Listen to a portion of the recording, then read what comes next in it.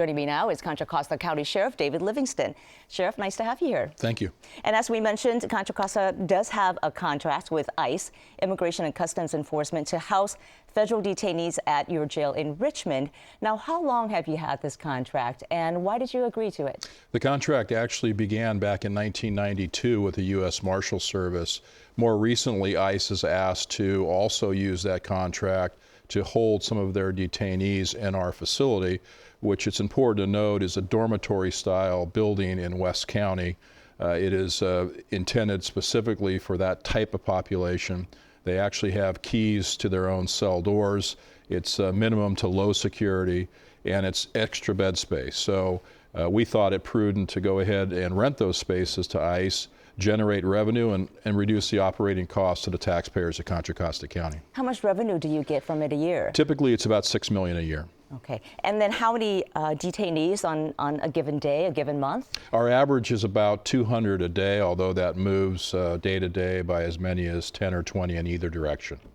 So on any given day, though, there are most people in your jail are there for reasons unrelated to immigration. They may be awaiting trial, they're serving time for other crimes.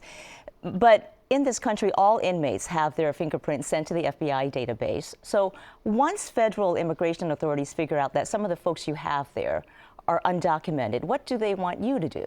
So essentially, anyone that's booked into my jail, and for Contra Costa, of course, we don't have a choice who comes in the facility. Everyone is booked into one of our jails.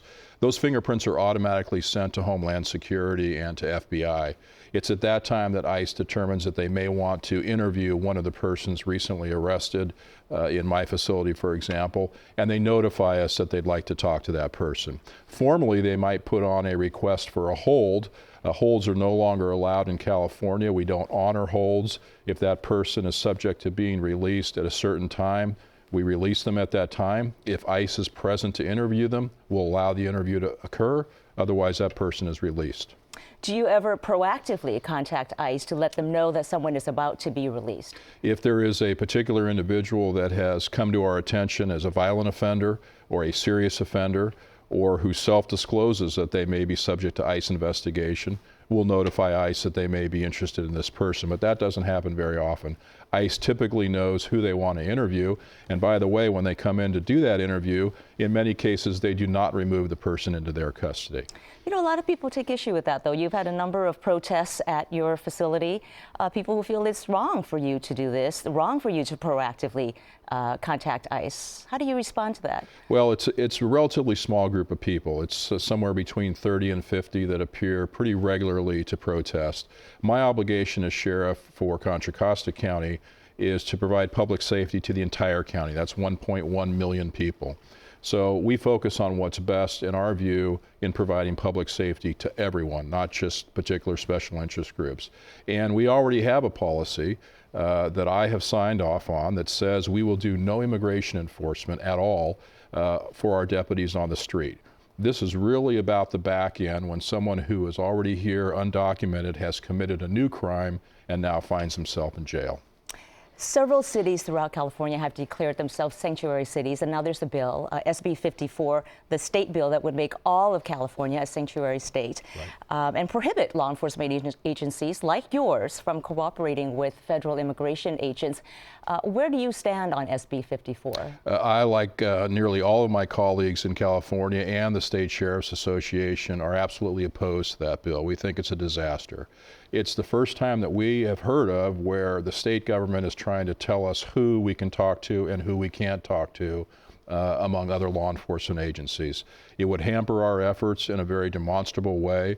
We couldn't share basic information about human trafficking or other cases with ICE unless the individual has a prior conviction for a serious or violent felony. And so putting those kinds of restrictions on our access to our federal colleagues and partners can be very damaging to public safety. We oppose it. Supporters of the bill, though, say that the flip side of this is that there would be damage to public safety from another angle, and that is it would make undocumented immigrants so fearful of deportation that they would be less willing to cooperate with you and other law enforcement agencies, less willing to report crimes. Well, we want everyone to feel comfortable coming to their local law enforcement agency or the sheriff's office to report a crime, of course, either to report a crime as a victim or a witness.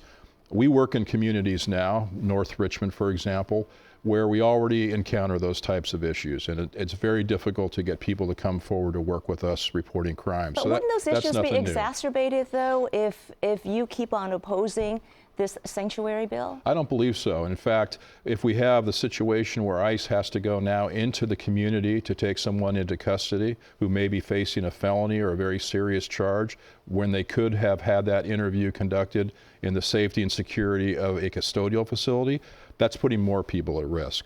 So we believe at least working with ICE to the extent that they can conduct an interview makes sense.